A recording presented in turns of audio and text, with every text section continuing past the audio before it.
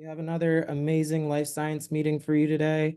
I'm going to bring up our CEO, Hall Martin, as well as our two panelists. We may have a few more joining us on the panel, but in the meantime, we'll get started with the two we have with us. In the meantime, while they're coming up here, please don't forget, if you have any questions, you can put those in our chat box, which I will unlock now. And don't forget to answer the poll at the end of each pitch. With that, I'll let our CEO, Hall Martin, take it away. Thanks, Shane. I want to thank everybody for joining us today. We have another great round of investors on the panel and also presenters that will be pitching their deal. If you have any questions, put them in the chat box, and each one will have 10 minutes to pitch, 5 minutes for Q&A from our panel, but we'll also try to work your questions in there as well. So first up, let's introduce our panel. First is Michael Schmancy of MD Capital. Michael, can you tell us more about yourself and your fund? Sure. After over 20 years on Wall Street, I spent the last 3 years supporting medical startups with Angel MD, primarily doing case study analysis, business strategy, investment and capital raising sources, and other aspects like that.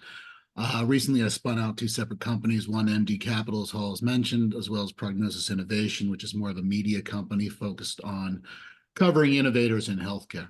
Look forward to seeing some amazing presenters today. I've done a number of case studies and business analysis for investment strategy.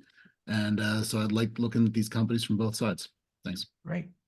Thank you, Michael. And our other investor is Vadim Balashov of Viaduct Ventures. Vadim, can you tell us more about yourself and your fund? Viaduct Ventures is a Series A California VC. There's a main fund and a co-investment fund where 4 of our very active LPs are reviewing and deploying very actively. We are looking for US-based, US-bound startups in the who are raising either their Series A or their convertible notes, the seed rounds, right before Series A, and our average first check is $500,000. Great. Thank you, Vadim. And our first presenter is Havana Health. Peter Pacol will join us here on the stage in a moment. And when he gets here, he'll kick off with his slides. Again, if you have any questions, let us know. We will also have a breakout session at the end, so you can actually meet these individual presenters yourself. And I'll be leading a session on how to join the TEN Capital process for those who are new to our program. With that, Peter, we see your slides. You're ready to go. All right, great. Thanks, everybody. My name is Peter Pacol. I'm the co-founder and CEO of Havana Health. At Havana, we have developed a drug and device treatment system to address a critical unmet need in uterine health that affects 1 in 3 women. I'm talking about abnormal uterine bleeding, which is bleeding outside of pregnancy that impacts things like frequency, duration, volume, things of that nature. And given its prevalence, it is a multi-billion-dollar opportunity. But I also think it's important to understand why we do this work and why it's so serious. For me, it's very personal. My sister-in-law, Rosie, who's standing here above me in white, she had endometriosis, which led to fertility complications. And when she did get pregnant, they really struggled at first, and we thought they'd be okay, but ultimately it became a high-risk pregnancy. And at 24 weeks, she had severe uterine bleeding, and the doctors had to perform a life-saving hysterectomy for her, but they could not save the twins. And it was really hard and awful for our family.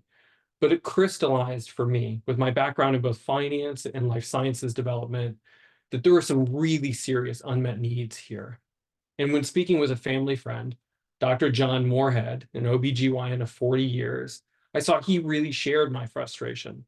He himself has treated thousands of cases of abnormal uterine bleeding, the condition I first talked about.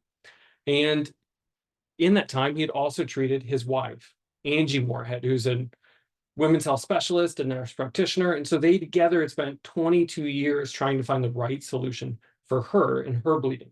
They tried everything, whether that was 8 different birth control pills, 3 different intrauterine devices, even endometrial ablation. None of it worked for this chronic condition or each acute episode she experienced each time it happened. So ultimately, she decided to have a hysterectomy. And yeah, I mean, you remove the uterus, you will remove the chance for bleeding, but you also remove the chance of future fertility. You remove lower risk profiles for yourself. You increase your risk as you get older in certain conditions too. And so ultimately, we realize they're not alone. If they have great access to care and the right backgrounds to figure this out, well, if it's not working for 33 million cases per year in the United States, is what we found. And we also then discovered that payers are finding it twice as expensive to cover women that have abnormal uterine bleeding versus those that don't. And so appreciating this is an investor context, we understand, yeah, personal connection does count for something, but there has to be an economic argument to be made. And so we did deep market analysis, and we came to appreciate when you look at numbers from CDC, the American College of Obstetricians and Gynecologists, and individual reimbursement claims data, you start to appreciate it is a really multi-billion-dollar industry. And we took those average case numbers multiplied by the net unit revenue and saw that this represented a $63 billion global opportunity. We see the US as our go-to market, representing $19 billion, in emergency rooms, representing a unique beachhead, a multi-billion-dollar opportunity in and of itself, but 600 million in recurring revenue potential. To sort of zoom back out, it's important to appreciate abnormal uterine bleeding, or sometimes called heavy menstrual bleeding, arises from 9 different causes. These are things you hear in the news, like fibroids, endometriosis, polycystic ovarian syndrome. And what it does is causes this kind of bleeding, and it can arise from 9 causes. It's a chronic condition, but there's these acute episodes. And so what we wanted to do was take a really innovative approach that would work agnostic of those 9 different causes. So we're repurposing polydocanol. That's an existing commercially available FDA-approved drug for other vascular indications, and it can stop bleeding within minutes. Now, the reason it never been used, not even off-label, is there wasn't an effective way to deliver it. So we created a proprietary device. It's sterile, single-use, creates a fluid-tight seal, and delivers the drug at optimal pressure. Not a lot, like 2 psi, but enough to make it effective. And it's worth noting, because the drug was off patent, we were able to repatent the drug and device together and the applications of use. By focusing on these acute episodes, we're also able to really hone in on a white space, where many of these present at the emergency room. So ultimately right now, as a woman presents like Angie with a chronic condition, but she's bleeding and she needs the bleeding to stop right now, doctors are only able to offer off-label treatments, things like high-dose estrogen, high-dose progestin, so hormones, or something like tranexamic acid. But there's no FDA-approved treatment for it, none.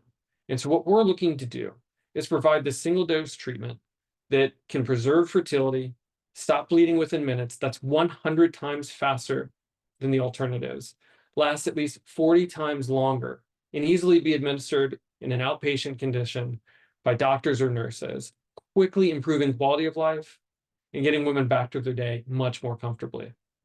Now, to do this, we've talked to manufacturers on the drug and device side and estimate it costing $32 per kit. We would plan to sell this in turn to hospitals for $700, who would be reimbursed by payers. Now, for context, emergency departments right now are paying around $4,200 per patient per visit. So this right here leaves a really strong profit margin, while also representing a lot of room to maneuver and cost savings for the system. Now, to date, we've been highly capital efficient. We've raised 2 previous rounds for a total of $610,000, and we're raising another round. Now, one reason we're able to do this is we have a competitive advantage from the get-go. We're repurposing something that's already existing for over 50 years. It's been approved by FDA, in Europe, by Japan. Serious regulatory authorities have seen this. They understand its mechanism of action. And we, like they, have analyzed decades of data on how well it works. To translate to what we're doing, we conducted our own preclinical animal study, a sheep uterine model, where polydocanol once again stopped bleeding within 3 minutes. The saline control bled like crazy, bled profusely. And at the same time, we had the pathology analyzed and saw no harm to non-bleeding tissue. We filed provisional patents, the non-provisional patents in the US, and a global PCT. Again, that's protecting the drug and device and its applications of use. We've assembled a world-class advisory board that has been very actively involved. I'll talk more about that later. but it's allowed us to develop a really robust 5-year clinical and commercial development plan. We've developed the prototype of our device, done in-depth market analysis, and we're planning to conduct our phase 1 study in Kenya with the country's leading research hospital, its oldest, and we already have ethics committee approval.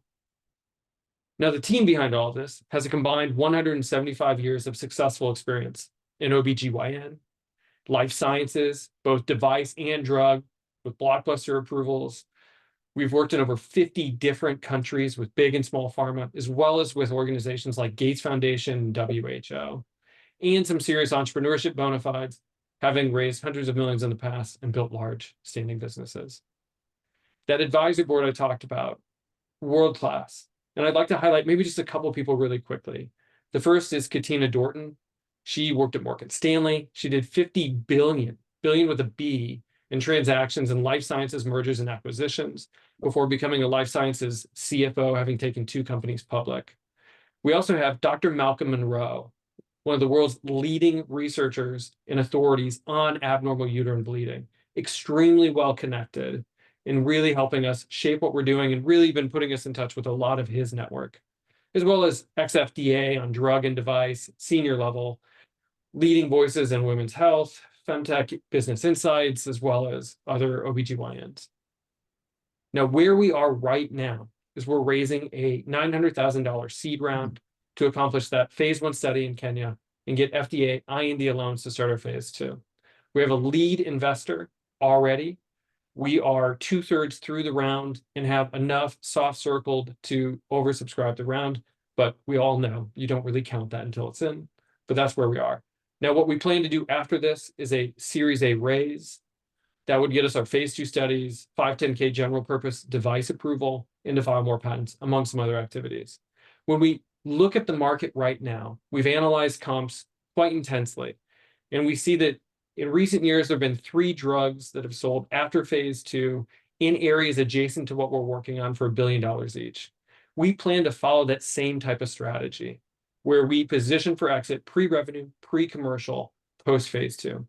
And as I wrap here, I don't want to leave that with an understanding that maybe that's cocktail chatter. That's just, it sounds good to say we might consider acquisition. Quite to the contrary. Between Katina Dorton guiding what we're doing to prep for Series A and exit, between Dr. Monroe, who knows many of these C-suite members at these potential acquirers, we're already engaged with 4 of them, asking key questions like, what kind of data do you like? What do you want to see at the end of phase 2? Building those relationships so that we're not an unknown entity, we're a familiar entity that we're working with. So as we really evaluate where we are, we see ourselves as a great standard of care for acute abnormal uterine bleeding to give patients like Angie something for immediate benefit, and for ultimately patients like Rosie, my sister-in-law, something that can address serious uterine bleeding. So thanks so much for your time. Would love to answer questions. Thank you, Peter. Michael, what's your first question? Yeah, thank you. Thank you, Peter. Some very interesting stuff going on. I've got all kinds of questions on product, timelines, and whatnot. But let's lead with the most important. You're dealing with an OB space, right? You're talking about a translational product, well, not translational, but repurposing product. So hopefully you have a lot of an easier way to market, but it is an OB space. Why do you, actually, let me rephrase that.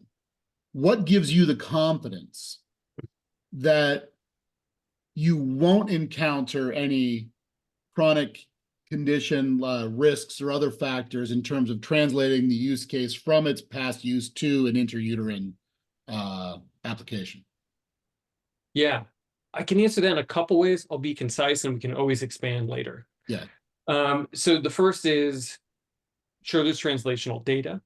So that helps us say, okay, we used it. We're asking the mechanism of action to act the same way as it has before. We saw that.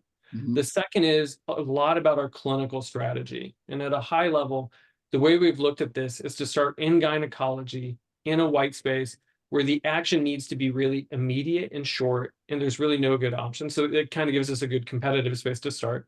But then to your question about mechanism and things like that, we're starting in a study where women have had this bleeding, it hasn't responded, and they're about to get a hysterectomy. Right. So we can really Yeah, so I'm there. sorry. Let me Please. clarify where I was going with that question. Okay, For please. emergency care use, this seems like a no-brainer, right? I mean, absolutely when you're talking about halting well, Stopping the extreme bleeding bleeding in an acute from a discharge. situation, like when you're really trying to like intervene for Mhm. acute care intervention. But your total addressable market suggests something closer to a chronic use, so if not chronic, at least frequent Recurrent. enough to use to apply for Mhm. chronic conditions. Yeah. So that certainly you start getting a lot more risk around OB regulatory approval for long-term care issues. Like we have developmental issues, clotting during pregnancy, like how long between, like after the last use case, can you get pregnant? Could this be used during early stages? What if the patient were like pregnant and didn't know it during How do you, application? Like all how that do kind you of how stuff, do you right? avoid commercializing in a way that mitigates some of those risks for a more chronic condition? Or the chronic, if you're going for the TAM. Like if Yeah. you're only going to focus on the emergency case, this isn't an issue. I'm sorry if I'm using too much time here. No, Michael, this is a great question. I'm so glad you bring it up because I think it's important to clear with everybody. So the way we look at that, I think the most concise answer is the most common ages this affects is perimenopause and menopause. So a lot of the follow-on risks from a gynecology into an OB space are mitigated because most of your patients, the 80–90% bulk work of your patients are either at the tail end of having children or no longer having children. So the comp really is to a hysterectomy then at that point, because you're At saying that you're point, replacing that is surgery. hysterectomy with Yeah. this use case instead. Yeah. So And I'm we a little check with concerned a if you're lot saying, of well, then the AOL. upside is you maintain fertility. I think your strongest point is you resist or delay surgical intervention, right? I think that's really well said. I agree. Great. Thanks, Michael. Vadim, Right. what's your question? How long till the first revenue? When you raise Series A, will you still be pre-revenue? We will, and our business model is really built around not necessarily being a revenue generating company, but building those relationships for acquisition where we know exactly where we fit into their sales channel. We've de-risked it for them, they acquire, and that's where we go. What Yeah, exit so strategy do you specialist have? And that exit strategy is in a 3-year time frame. I think Great. then it's Sorry, Vadim, go ahead. Understood. No. So yeah, understood. I think Peter just answered my question. Thank you. Okay, great. We're out of time here. Thanks, guys, for a great presentation, Peter. With that, we'll go ahead and move to the next one, which is windmill. Yeah, Michael, Vadim, thank you so much for those questions. Really appreciate it. I'll be around if you have more. But thank you very much. Appreciate everybody's time. I'm Sam Liang, and I'm presenting on behalf of Dr. Richard Smalling, who's the CEO. He's a full-time practicing cardiologist who's busy treating patients today. We're here to talk about Windmill, who's developing a transformational left ventricular assist device, or an LVAD, and it's there to improve and extend lives for end-stage heart failure patients. Can you see the slides now as far as did it advance? Yes, it did advance. Go ahead. Perfect. Yeah. So the unmet need we're addressing is 6 million individuals with heart failure in the US that costs the system about $30 billion annually. There's a subset of these patients, about 50,000, that represent a $6.4 billion TAM that are at end stage heart failure that are seeking either a heart transplant or a device called an LVAD. Unfortunately, due to lack of hearts and deficiencies in LVAD technologies, less than 10% of these patients actually get an LVAD, that leave quite a number of patients with a poor outcome and quality of life. The primary reason why LVADs have limited adoption is, you can see here, the only product that is on the market, there's only one product on the market, it's Abbott's HeartMate 3. And it's technology that's based on a continuous flow pump. So think of a blender that's constantly turning and it's rotating 3,000 to 5,000 RPMs that pulls blood through the system. This impeller-based system damages the blood, and it degrades what's known as a von Willebrand factor in blood. And it's been highly correlated, highly published, and highly studied that when von Willebrand factor is damaged, it sets off a cascade of downstream events that results here, as you can see, about a third of all patients that receive the LVADs get a high rate of adverse events: stroke, GI bleeding, infection, and about over 90% of these patients are re-hospitalized. So it's very meaningful to patients to get an appropriate LVAD, a next generation LVAD that can reduce burden to the healthcare system.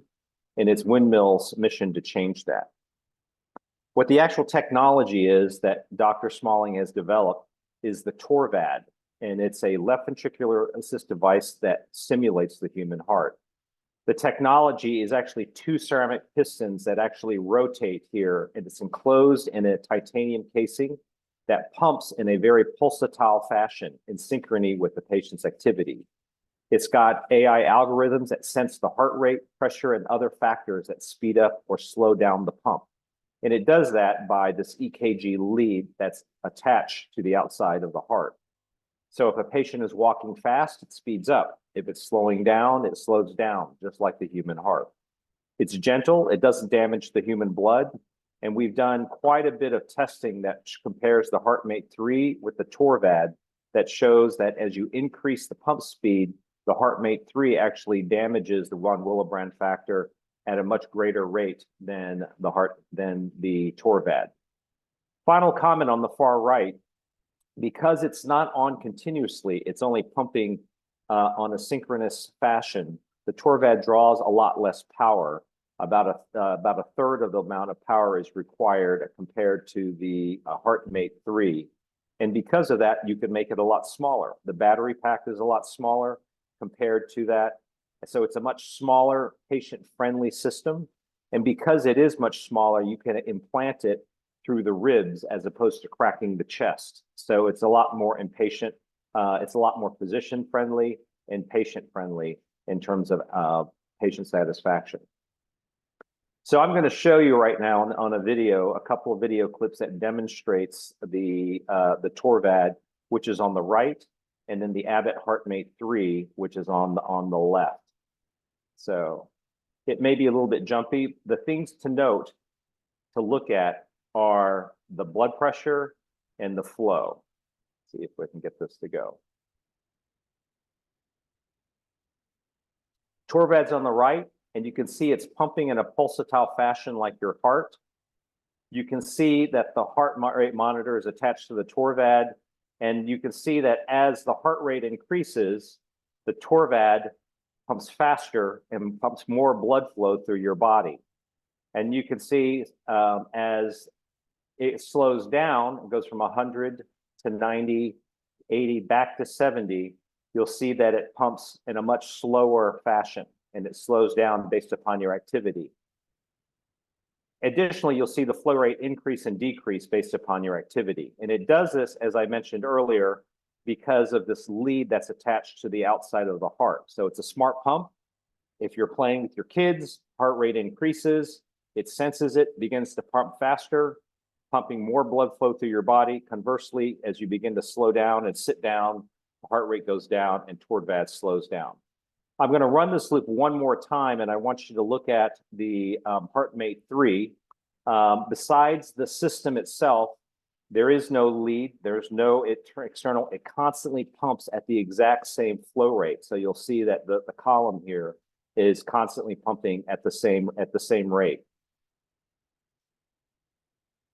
And it's just constantly doing that regardless of what the patient is doing. It pumps continuously at the same rate.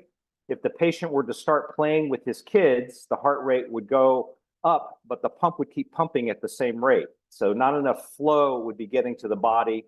Patients report that they're often lightheaded and dizzy. Conversely, if the patient lays down, the HeartMate 3 is still pumping at the exact same rate. And the patient at rest, what they'll say is they feel flushed, or they feel constant pressure, and sometimes they feel a headache. The last thing I want you to note is you can see on the right, there are these gel beads that are going through the TORVAD, and you can see that they're completely intact. And if you look at the Abbott HeartMate 3, with the same gel beads put in, as they run through the impeller, they're actually all chewed up. And this is really to demonstrate that because of its blender type design, the same water gel beads get chewed up. And that's the same mechanism that damages the von Willebrand factor. So in summary, if you had to compare both systems, it's advancing here.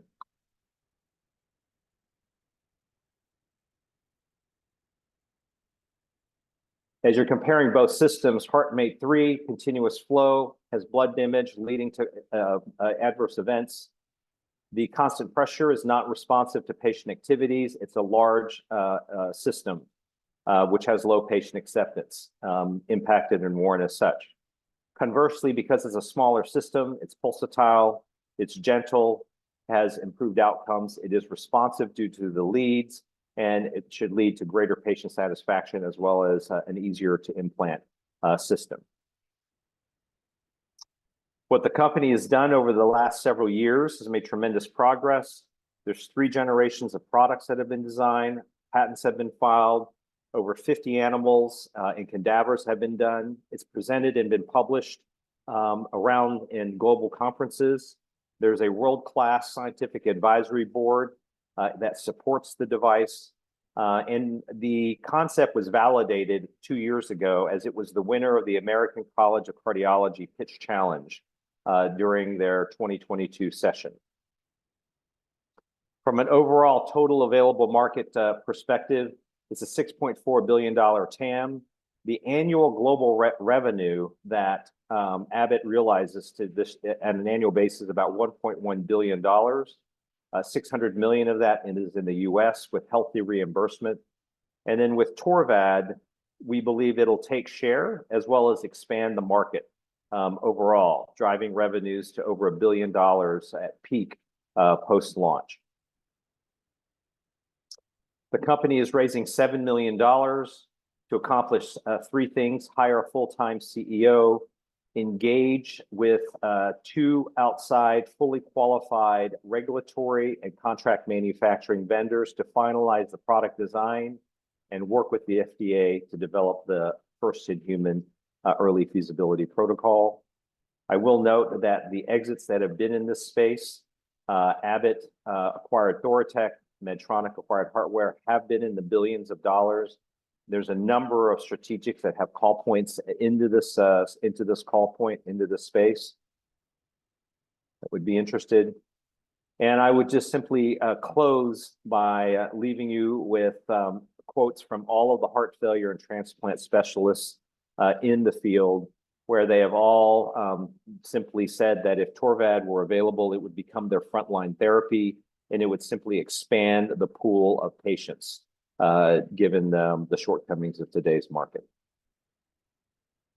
Thank you very much. I appreciate it. We can open it up for any questions. Thank you, Sam. Vadim, what's your first question? What are you raising? How much? $7 million. And the use of proceeds?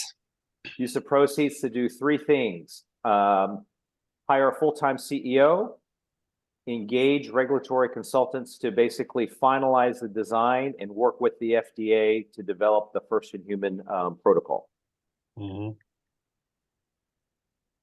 And how long do you think the 7 million will last? 7 million will last till 2026. After which there will be another $13 million required to complete the clinical protocol to do the actual first in human implants. About Understood. 5 to 10 patients in the United States. Understood. Thank you.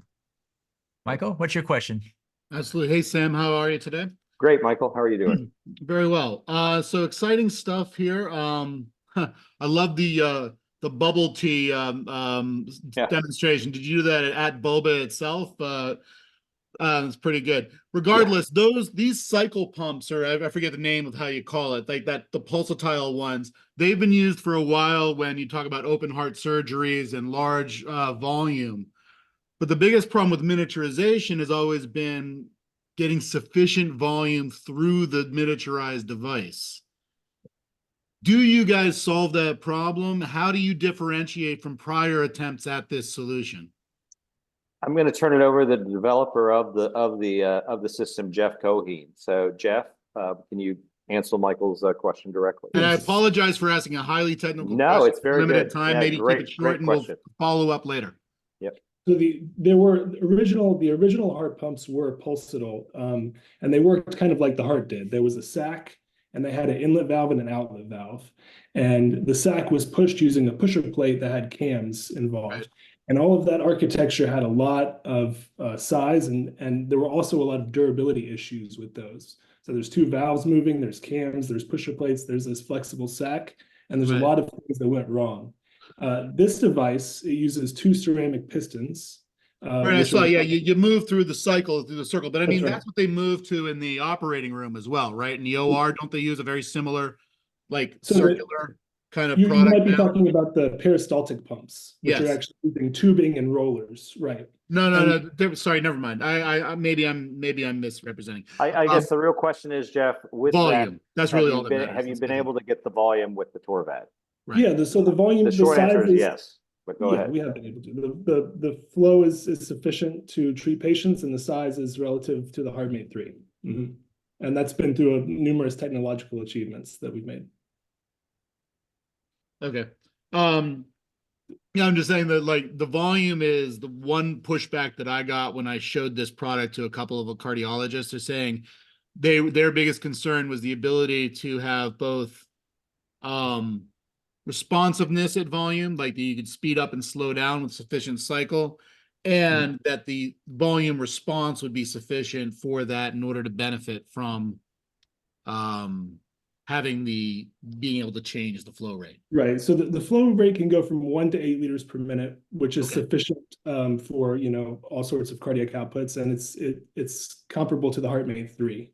In Okay. terms of volume response, and this gets a little technical, a lot of the aortic valve flow is actually maintained because we're counterpulsing, Oh. and the aortic valve flow that the heart's still producing is sensitive to afterload and preload of the heart. So you're actually stimulating an actual valve response as well, based on the way the cycle is going through. Yeah, so using this counterpulse technology, we actually have much better preload afterload sensitivity than continuous flow devices do.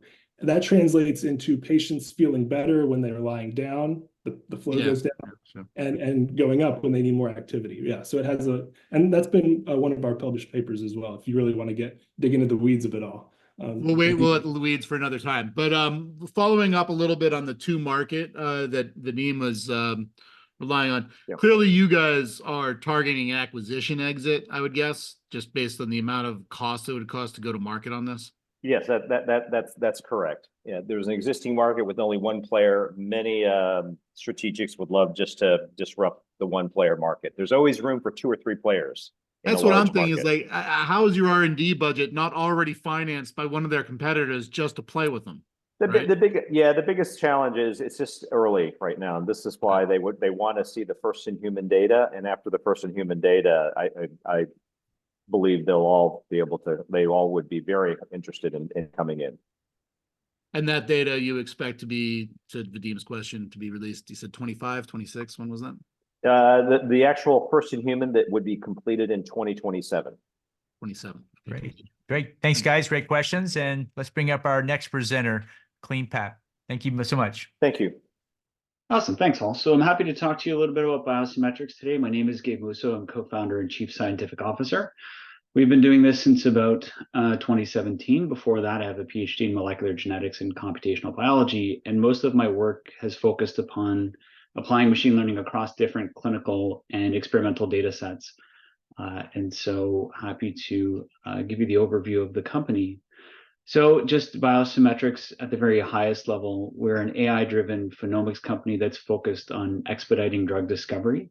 We've been revenue positive for several years. We've worked with partners such as J&J, Pfizer, Supernus, Merck, all with signed contracts.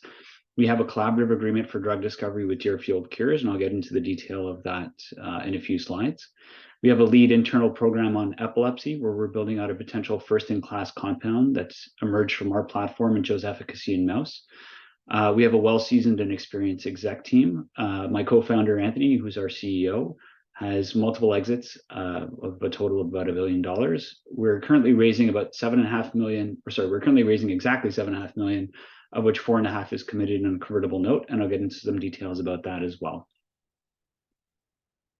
So the principal problem that we're addressing at Biosymmetrics is the attrition when it comes to clinical trials. There's about a 90% failure rate of clinical trials, and that is responsible for the famous line that you've likely heard, where it costs about $2 billion to bring a drug to market.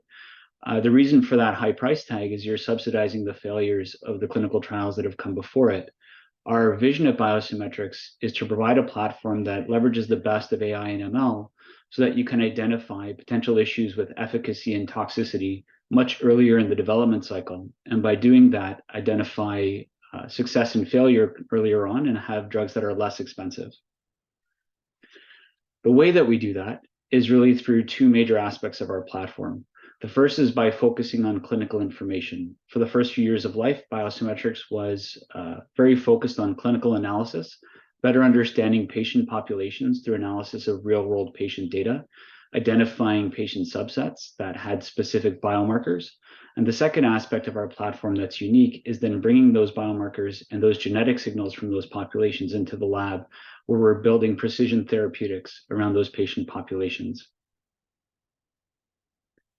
The core technology that we use at Biosymmetrics is called contingent AI, and this is a patented process where we take different types of real-world data, whether that's clinically generated or experimentally generated, and we bring that together in machine learning frameworks to do things like predict outcomes for patients, identify biological signals, and process biological images and videos. That's really instantiated in 4 aspects of our platform. The first is what we call clinical insights, where we use our machine learning toolkit to be able to identify unique clinical signals. The second is in what we call the phenograph, which is a knowledge graph that allows us to move from a clinical to an experimental understanding. The third aspect is what we call computer vision, which is where we use a high content microscopy system to automatically screen thousands of different in vivo organisms for different genetic and chemical effects. And the last is MOA minor, where again, we use machine learning to be able to predict mechanism of action for small molecules. So I'm going to go through each of these pillars of our platform in more detail, and then give you a sense of how they all come together and how we've been applying this for partners in the space. But each of these individual components of our platform has been used in some capacity in industry over the past several years and has been revenue generating on its own. The first is the clinical insights portion, where we again use our framework to take different types of patient data sets, whether that contains medical records or genomics or transcriptomics or what have you, and generate useful clinical signals.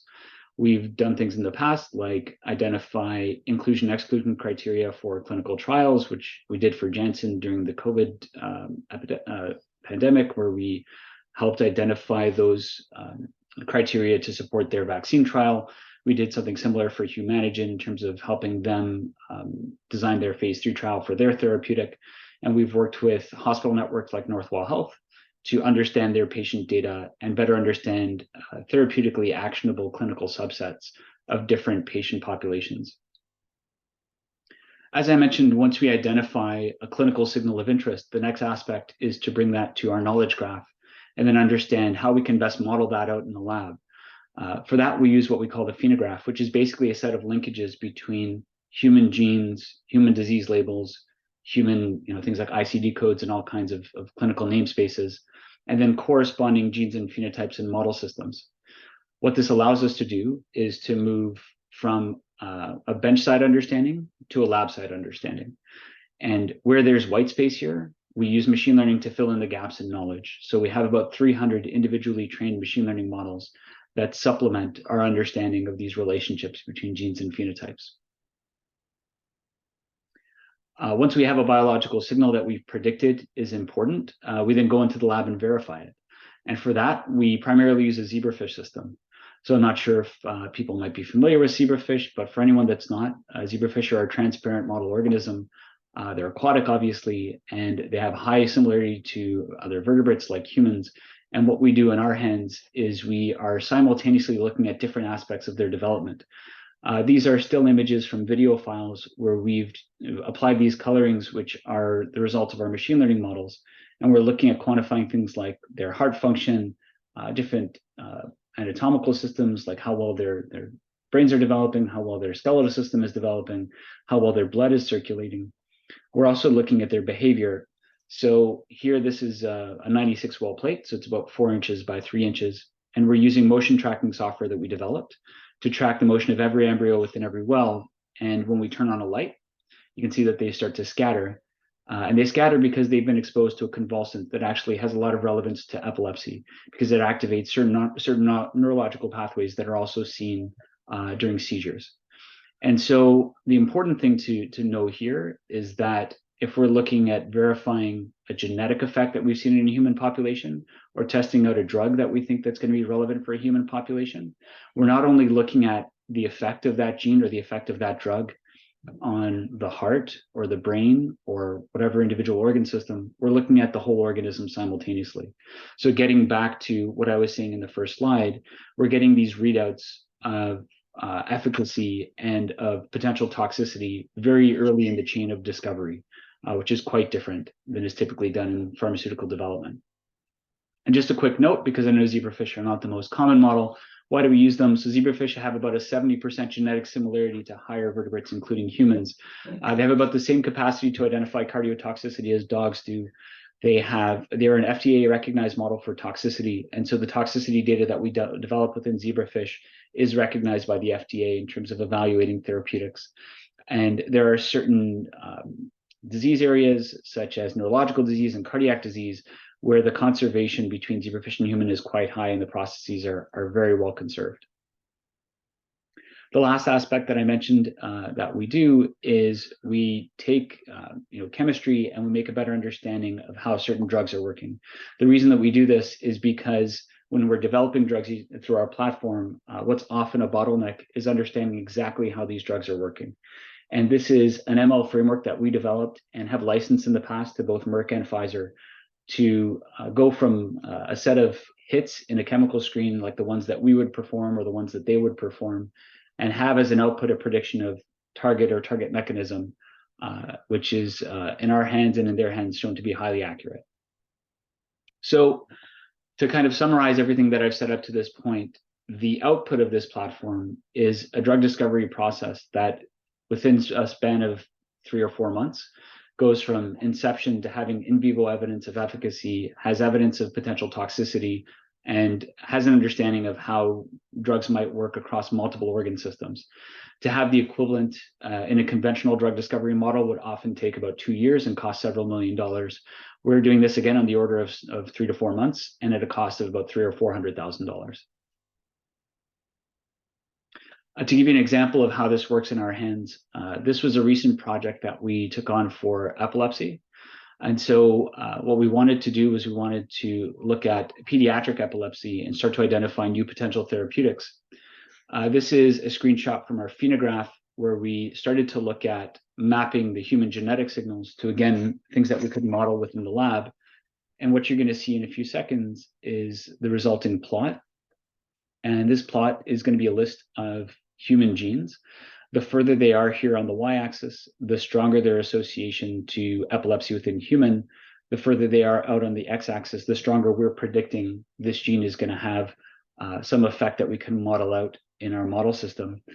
And we're looking for genes that are in the upper right here, or genes that have both a high level of human relevance and for which we are confident we can develop a phenotype. One of these genes was a gene called KCC2, which has been associated with pediatric epilepsy and has also been associated with Rett syndrome and autism spectrum disorder. When we went into our zebrafish model and we disrupted this gene, what we saw was that they had a very characteristic response, which is when we shined a strobe light on them, they had this hypermotility. So they had this exaggerated motion response. And we could reduce this by applying certain known clinically active neurotherapeutics. What that allowed us to do was to screen thousands of small molecules in a very short span of time. And in several weeks, we identified several novel hits that had about the same effectiveness in reducing this phenotype as phenytoin, which is a clinically used anti-seizure medication. We're currently developing these compounds, these hits, We actually just got evidence in the last few weeks that the one that we're progressing foremost showed efficacy in a mouse seizure model as well. And so we're continuing to have conversations with pharmaceutical companies. We have about a dozen ongoing conversations that we're progressing. And we're looking to basically partner this and out-license this IP.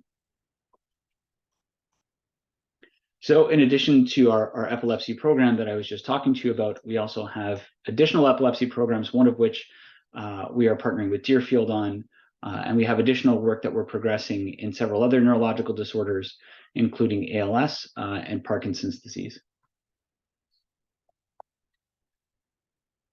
So to give you a sense of Biosymmetrics' business model, so I talked a little bit about generating novel therapeutics using our platform. That's something we've done over the past year that that KCC2 program was an example of. And here, as I mentioned, we're looking to out-license that. Similar projects or similar programs that are more or less the same stage that we're at have been licensed for multiple $1 million up front and total deal values in the hundreds of millions. We can provide comparables on that as well. But in addition to the licensing model, we're also looking at 2 other models for revenue generation. The second is we work in a fee-for-service capacity. So as I mentioned, we've signed contracts over the past several years with multiple pharmaceutical companies. And as each of the components of our platform are modular, we've been able to generate revenue across providing clinical insights, doing phenotyping, assessing other people's therapeutics, et cetera. We also are moving more towards partnership models where we're applying our platform to co-develop therapeutics with pharmaceutical companies, including Deerfield. We have 2.5 minutes left. Can we move to the ask? Absolutely. So just a bit more details. We're currently raising $7.5 million on a convertible note, and you can see some of these details up top. We have about 4 million of that in the door. So we're still looking to close out the last 3.5 million. It's being led by our CEO, who is personally invested in this, not only this round, but our prior rounds as well. But we also have additional friends and family. Biosymmetrics, since its inception in 2017, has raised about a total of $8 million. That includes the money that's been brought in this round. The rest, the way that we've built the company is basically bootstrapping based on the revenue that we've generated through the different aspects of our platform.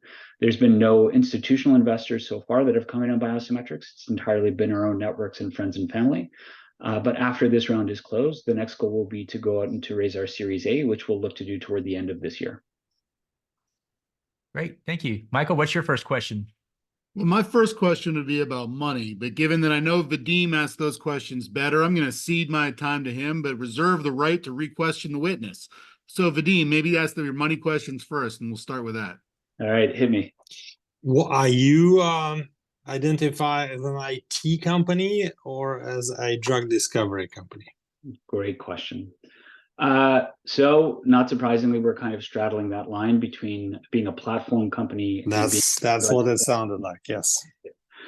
We are leaning more towards the partnership and IP generation model as opposed to the revenue generation model. But especially over the past year, having the capacity to generate revenue has been something that's been beneficial. And so, as there's been headwinds in the fundraising market, it's certainly nice to be able to generate a bit more revenue and have that capacity to be able to get you a bit more runway. But we do certainly eye a future where we are more focused on the IP and on the asset generation. Okay. So are you looking at working with early stage startups, taking payment in equity kind of thing, or like a more hands-on consultative engagement? So actually, most of our interactions with potential partners for our programs have been with larger pharma companies. So as you can imagine, that there's both a good and a bad there. The deal values tend to be a little bit larger, but the deal cycle can be quite a bit longer. Some of these conversations have been progressing over 6 months or longer. So we are having positive headwinds in terms of, positive movement in terms of progressing these relationships. But again, just getting them to the finish line is something that requires quite a bit of longevity. That's what I was thinking. Is whereas with startups, the decision cycle is much, much tighter, but of course you have bandwidth issues about spreading your attention over a wide range of potential partners. So, yeah. So given that, sorry, let me I'm more testifying than asking at that point. So let me ask a question instead. One more question, and then we'll wrap. Go ahead. Okay, sure. All right, then I'm gonna jump straight into it. What makes you so fucking special? Sorry, that's the question I usually ask everyone. With devices and therapeutics, it's easier to define. With software and platform systems, much more difficult to say. I'm looking at zebrafish makes you different. Like, what does it makes you different? Yeah, it's really the two aspects that I mentioned. So a company you might be familiar with is Recursion, who's made a lot of waves in this space, doing phenotype-based discovery, but looking in cell culture. We are similar to them in a lot of ways, in that we're also looking at phenotyping. We're also looking at doing it at scale. The difference is, of course, we're doing it in vivo. So we're looking at a living organism. That's really our main differentiator. And also our focus on clinical analysis as a starting signal. That's the other differentiator. It's just a different system. We can get readouts with respect to neurobiology that you simply can't get from a cell culture. And we feel like that gives us an advantage, at least for neurobiological discovery. For not necessarily for oncological or other things, but neurobiological Exactly. specific. Okay, Right. that makes a lot more sense. Fine, sorry. Right. Yeah. All right. Thanks so much, guys. Great presentation, Gabe. And with that, we'll move to our next presenter, CleanPap. Thank you. Thanks. Great. All right. Well, today I'm wanted to talk to you about CleanPap. I'm Dr. Raj Kakar, and we're wanting to share information about our new product, which is coming to the market to help people who use CPAP. CPAP is a device, a type of device used for treating sleep apnea. I have my background is actually in sleep health. I've been in sleep clinical practice for the last 20 years, and I did my training in sleep medicine at Stanford back in 2004. And since that time, I've had my own clinical practice here in North Texas, treating patients and people who have sleep problems. There's sleep is such a huge field and huge industry. It's growing. The knowledge is growing day by day. And so it's really been fascinating. And so there's a larger number of people who are plugged in to their, no pun intended, to their sleep. There's so many, as you all know, wearables and things for analyzing data that it's becoming a huge market. There are a large number of people across the US and the world who are being treated for obstructive sleep apnea. In the US alone, it's around 70 million people who have been estimated to have sleep apnea, and many of these are significantly moderate and severe cases. The market continues to grow, as we've seen over the last few years, and continues to be projected to grow over the next several years. One of the major problems that we're trying to address today is cleaning the CPAP equipment. That has been a regular problem and a roadblock for many people who use CPAP because it's difficult to maintain the cleanliness and utility of their CPAP equipment. And it's been a cause of concern for people who are afraid that maybe they're not cleaning it properly or effectively. This problem was first addressed back in 2011, 2012 by the first product on the market, which was created specifically for cleaning CPAP supplies on a regular basis. And that was the SoClean. The SoClean was brought to market back in 2012, and it was very successful, had a huge market of sales, and was selling for $3.99 per unit at that time. Since then, the price has dropped to $3.49 over the last few years. And that in part is due to some of the issues which the company was facing. But it uses ozone to clean, and that's kind of the way it worked. Another product which has come along in the last several years is Lumen, which is a UV light cleaner for UV light cleaning. But over time, these products, we learned that they had some issues. And one of those issues was that ozone cleaners were causing damage to the equipment, including the mask, discoloration, causing bad smells.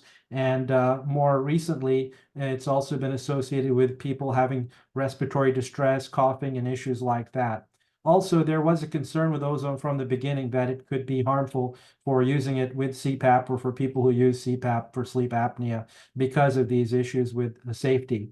And as a result, none of these products had been approved or FDA approved or regulated. After that, shortly after that, about back in 21, 22, there was a huge recall of millions of CPAP devices, which were manufactured by Philips Respironics. And that's because some of the material was breaking down. And so as a result of that, there was another huge problem. And the Philips manufacturer blamed the ozone cleaners for causing this damage to the CPAP. So yet another setback. So in the midst of all of this, we've created a new product which isn't using ozone for cleaning. It's not dependent on other factors outside, and also it's actually able to be automated and convenient for people to use in a very safe and effective manner, so you avoid all these other risks. Our product is innovative and automated. It simply uses mild soap and water for cleaning. We have a design patent on our product, and we are actually in the process of applying for more design patents as we complete the design. It's very simple. You simply put your supplies in the top compartment. The bottom compartment is a water chamber, and you fill that with water. It can be, tap water is perfectly fine. And then you put in the soap and you run this, push the button to start.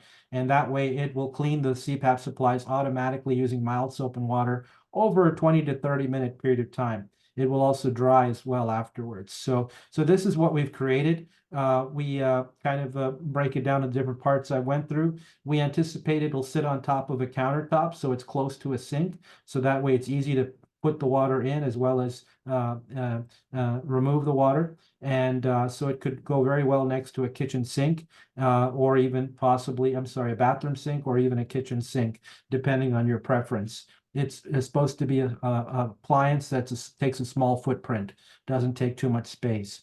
We've actually conducted research, market research with over 100 actually of our own patients, and they really liked what they were seeing. They actually helped guide us as we went from the first to second prototype. We took their feedback and we've implemented that. And one of the major factors was they didn't want to see plumbing, to have to attach it to plumbing. So we threw out the plumbing attachments and we've simplified it that way.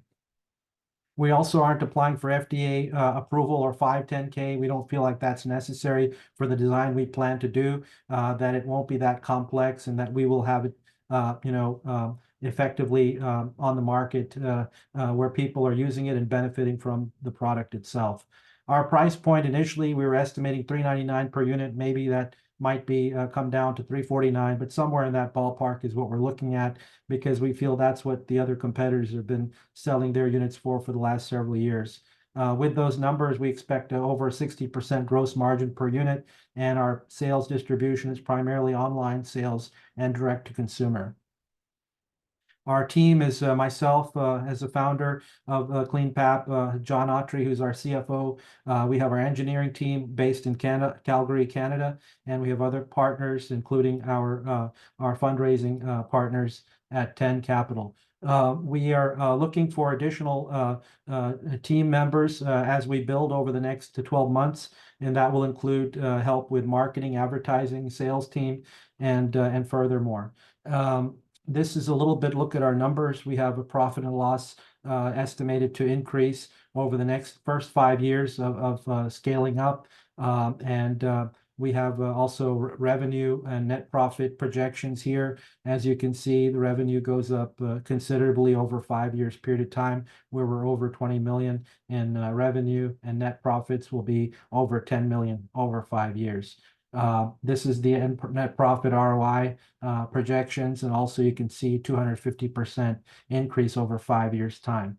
We're looking for capital up to $2 million in exchange for equity, safe preferred, and that's really to complete our design and engineering, and then manufacturing, and as well as getting the marketing and sales for distribution.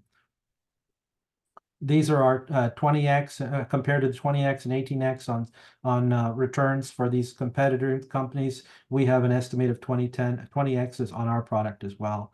And so that's kind of it. I want to leave a little time for any Q&A if there's any time remaining. And I thank you very much for your time and attention. Great, thanks. Vadim, what's your first question? Do I understand correctly the company is currently pre-revenue? That's correct, yes. Right. So when does the revenue kick in? Well, we're hoping the revenue will kick in January 2025. So this year we're focused on finishing development as well as the manufacturing, and so that we can start making sales. we may start revenue a little sooner than January 25 if we can get a beta testing done towards the later part of this year and make some sales to our local customers and our patients. There may be some small number of sales this year, but we are not expecting large scales and sales until January 25.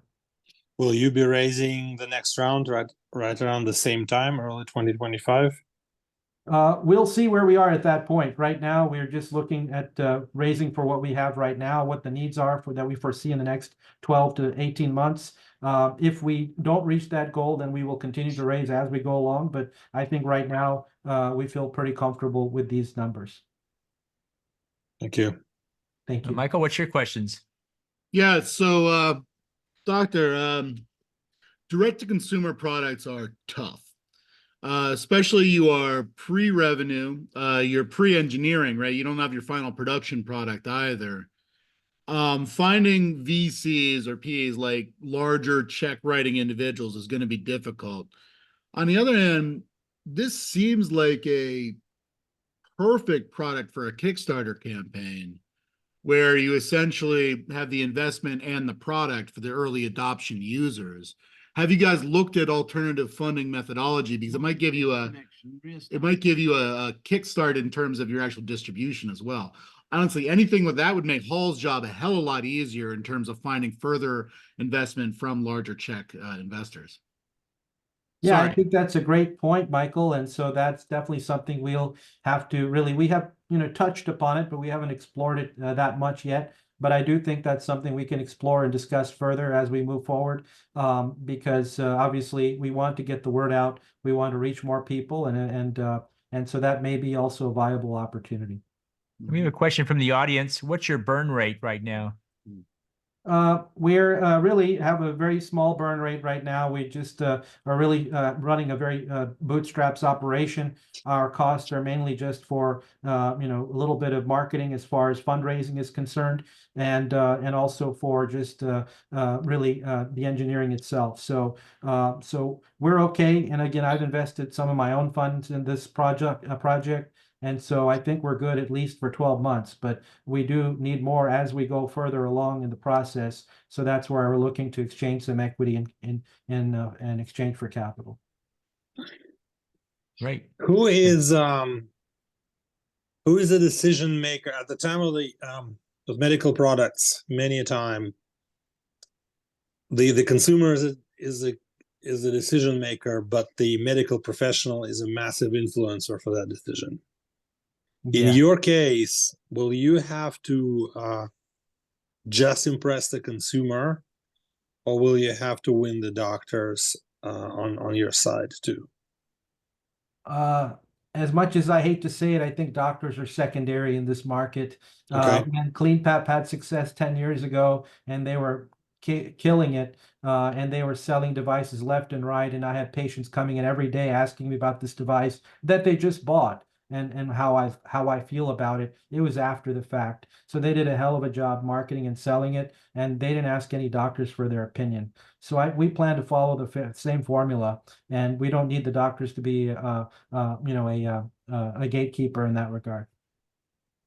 But on the other hand, we can promote it to doctors and try to include them and see if they also may be interested in distributions for sales, and that further increases or enhances our marketing. But Well, not going to be that's the where I primary am. thing. Like, obviously, you got to call every sleep clinic on the West Coast and say, we can give you 50% commissions if you sell these to your clients. You need to get 100,000 of them out the door in the next 6 months, kind of thing.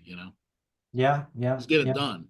Because Yeah. honestly, anything you can get production in line, even if it means you're changing your engineering in the later days as a beta, if you can get a product in place, your investment success rate, like Hall's conversion in terms of getting you checks, is going to go up dramatically. Wonderful. Well, then we'll definitely keep that in mind, and that'll be our goal. Great. Thanks so much, Raj. Thank you guys for the good questions. Appreciate you all. Thank you very much. Next up is Balance Pharma. This will be our last presentation, and then we'll move to breakout rooms. Hey, all. Thanks for having me. Good. We see your legal notice. Everybody memorize that. There's going to be a quiz in about 10 minutes. Next slide, Jason. You're good to go. I'm Scott Cadle. I'm the CEO and founder at Balance Pharma. We're trying to make anesthetic better. Next slide, Jason. We have several potential products in our pipeline.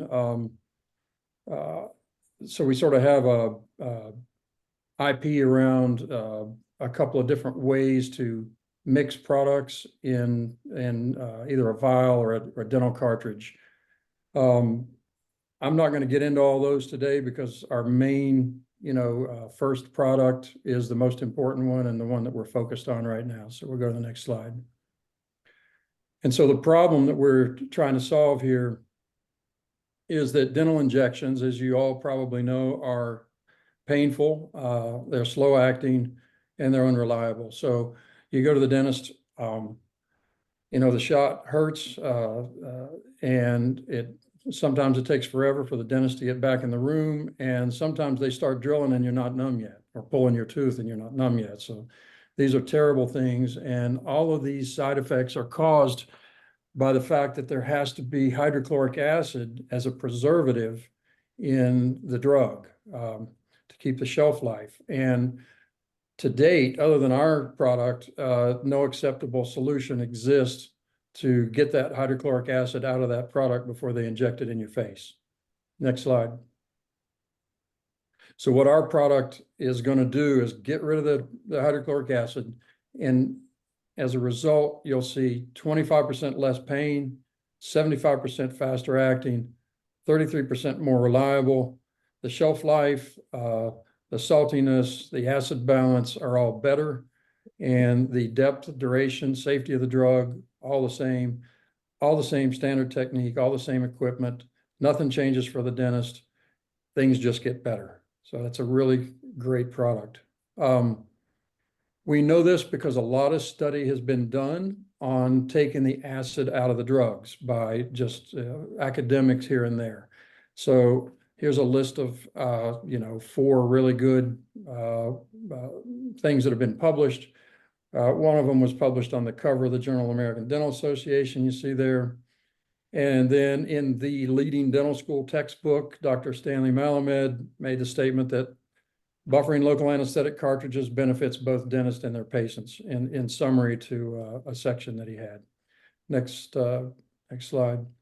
The way we do this is that we just took the little nubby end of the standard cartridge that we currently use, and then we replace that with a stopper that has a hollow chamber in it, and then we put a cap, kind of like a hockey puck, that stuffs into that chamber and makes a seal. Well, when you put our cartridge into the syringe, what happens is the needle goes through and knocks out that little hockey puck, and then you get a really rapid acid-base reaction, which is almost instantaneous. And now you have a drug that does not have the acid in it anymore. Okay, next one, Jason. We did a lot of market research. Sorry to interject. You're saying that the bicarbonate actually reacts with the acid in place and basically neutralizes it? That's exactly what happens. Yes, sir. Okay. Thank you. Sorry, please continue. Yep. And then, so we kind of knew the answer to this, but we went out and spent a good bit of money to make sure that we knew what patients and dentists thought about all this. We got extraordinarily positive reaction. 9 out of 10 dentists said likely to use this product, thought this product would increase their referrals, were likely to feature this in their marketing materials on their websites. We just put 2 of many, many KOL statements. This is a game changer. These are innovative, elegant, so forth and so on. Again, Dr. DeMarco wrote the second most used textbook in the dental schools. So, and Dr. Goodchild has probably done more research on buffering than anybody else in the business. So anyway, next one, Jason. So what do we have to do to get this through FDA? Well, not much, to be honest, because all we're doing is taking a perfectly good drug that's been used billions and billions of times over decades, and we're just taking a noxious substance out of it. so that now it's just like it is after the body gets done buffering it in the first place. So it's a 505(b)(2), which is an abbreviated approval path. We think the total time and cost for the studies we need to do is not even 2 years and not even $2 million. We got to do a really easy, fast 2-species animal study just to show that this drug doesn't hurt nerves. We got to do a very small human combined study, less than 100 patients, healthy volunteers. And then we just got to show them that the device works. And we know what's going to happen in all these studies because they've all been done before by somebody else. Very strong existing evidence, as we mentioned a minute ago, predicts that we're going to have equivalent safety, equivalent anesthetic duration and depth. We'll have superior onset time, less injection pain, and more reliable anesthetic. Next one, Jason. This just shows kind of where dental anesthetic drugs have been and where they're going. Lidocaine's been on the market for a very long time, since 1950, has most of the market share at the moment. Ardicaine's been around since 1973 and has the other half of the market share for all intents and purposes. And then, various companies have tried to make devices that helped doctors to mix this sodium bicarbonate in by themselves, either, sort of do it yourself, but with the assistance of a device. They have not caught on because they've just been a real pain to use and they've been very expensive. And then they've got CDC and OSHA trouble. But you see here, we check all the boxes. We're less painful, fast acting, more reliable. We'll have an FDA drug approval. You don't have to mix anything. You don't have any new training.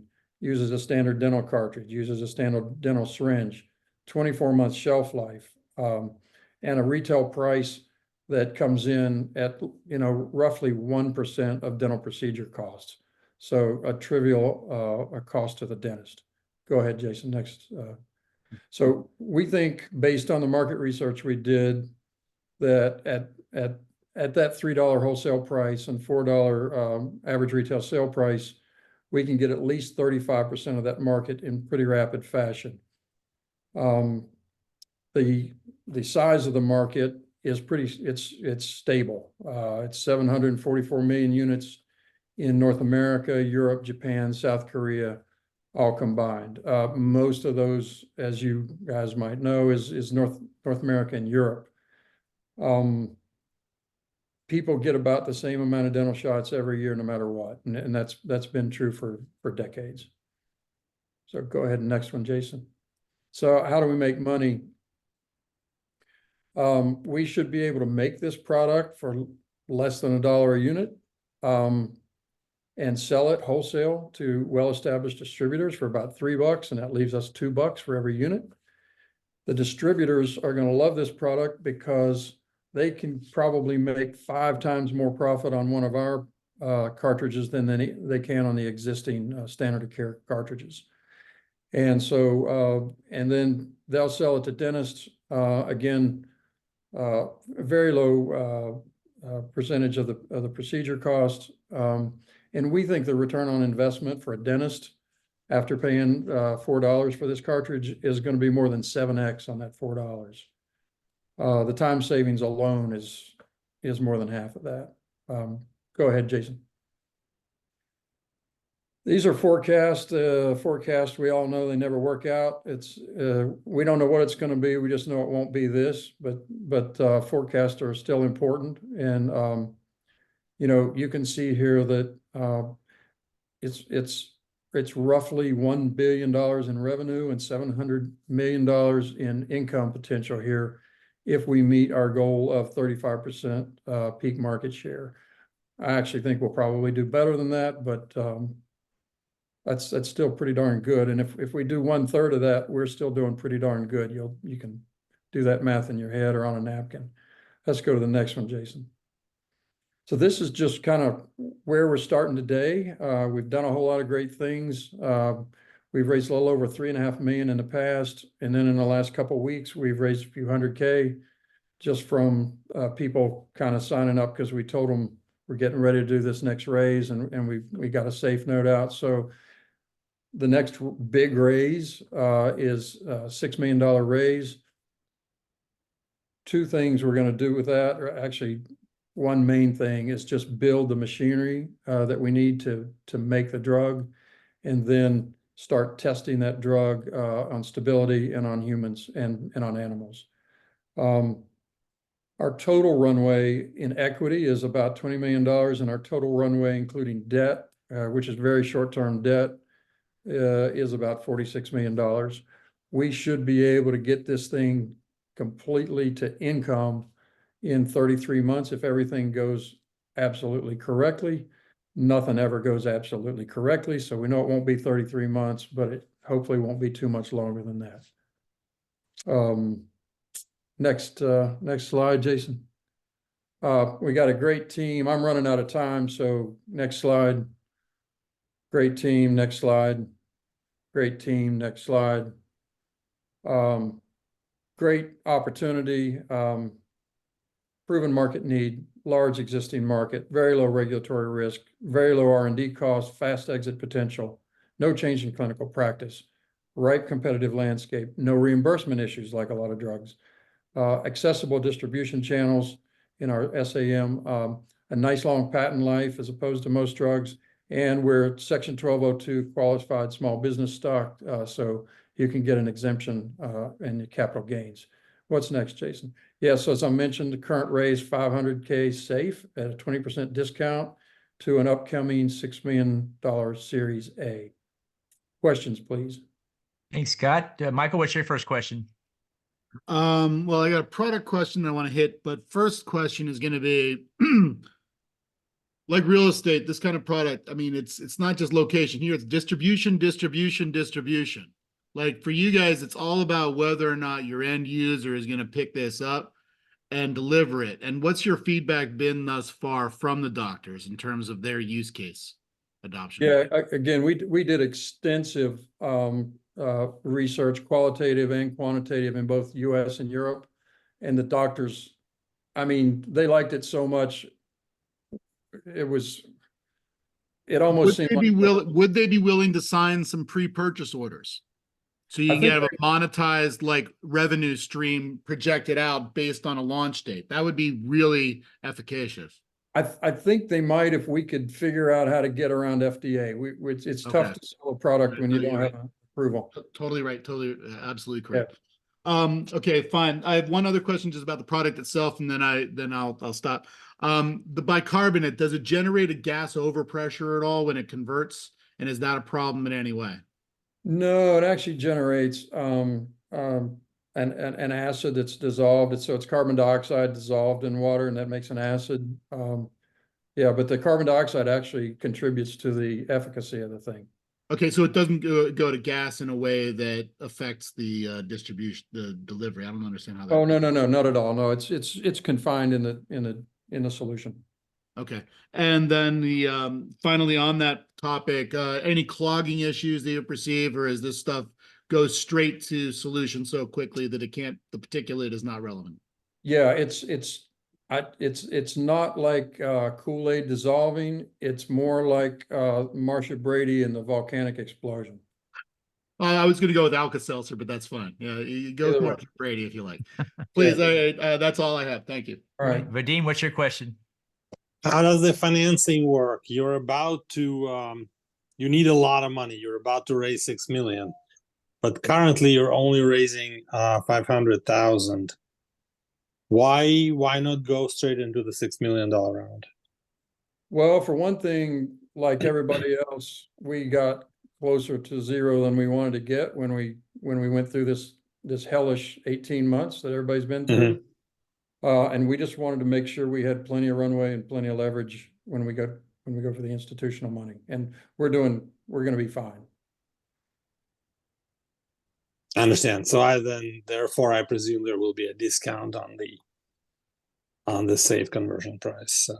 Yeah, and we put a discount, and the other thing was we fundamentally just offered it to existing investors and clinicians for the most part, and we felt like, we've already got over 150 clinicians that have invested in this, and we feel like that's a good thing.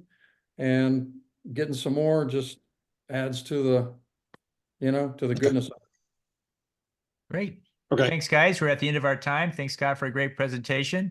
Vadim, Michael, thanks for a great panel here today. With this, we're going to move into breakout rooms.